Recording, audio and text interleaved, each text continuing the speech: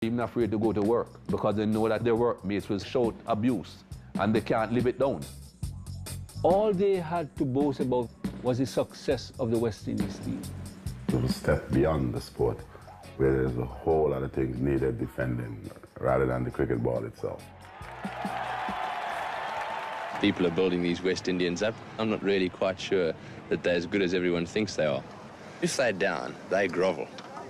And I intend, with the help of Closey and a few others, to make them grovel. Grovel. They grovel. Grovel. To make them grovel. That wasn't a clever thing to say. The timing was very, very wrong, especially given the situation in South Africa with apartheid.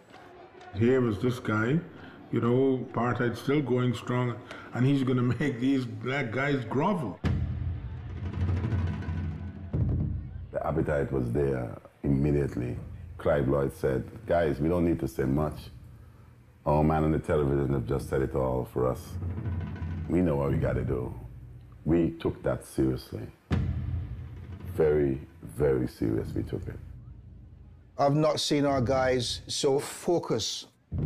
That comment alone was sufficient to set the tone for the whole series. The bowlers, they really turned on the heat. He made the others suffer for what he said.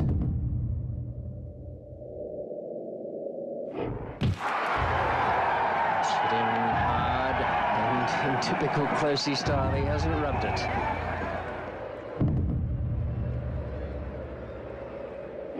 And my word, Brian Close did well to avoid quite a nasty accident there. It was really fired in extremely quickly. Only at the last possible minute did he manage to get that head out of the way. That's hurt him. That's somewhere, I think, round about the mark where earlier he let one bounce off him. That really must have stung him. Close trying to take this pace attack, but extremely difficult.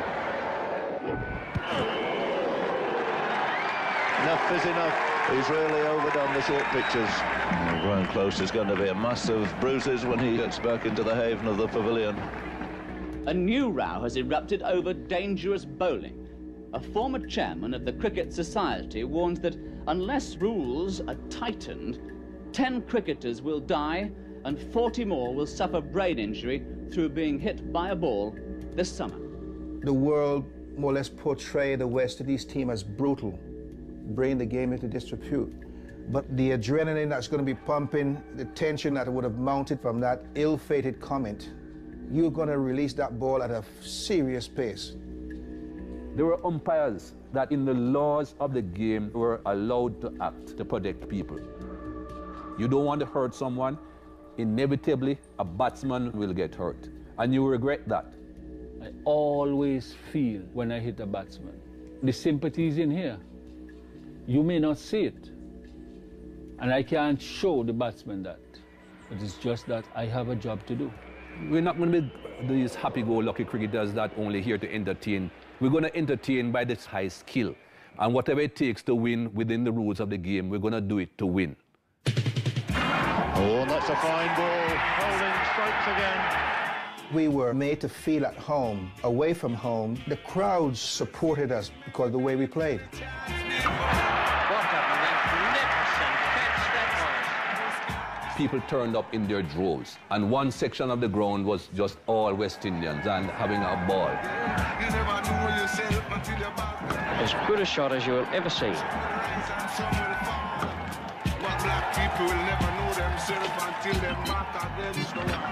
Everyone said it was the hottest summer in England for donkey's years. Well, I think the heat was felt by the English, not by the West Indians. That's really good bowling from Andy Roberts. Spectators would hardly have had better entertainment. The crowd, more so than anyone else, took a turn at Tony for what he said. They reminded him and they kept on repeating it. So I think he got the message. Whenever he came into bat, he would have it. If they were tired, guys would find the strength just to make sure. And it wasn't getting him out caught in the slips. It was like just knocking his poles over. Bang! Wow, those were some special moments. A very disappointed, disenchanted Tony Greig there. You can't forgive but you never ever forget. Righteousness must always stand, 'cause if it don't,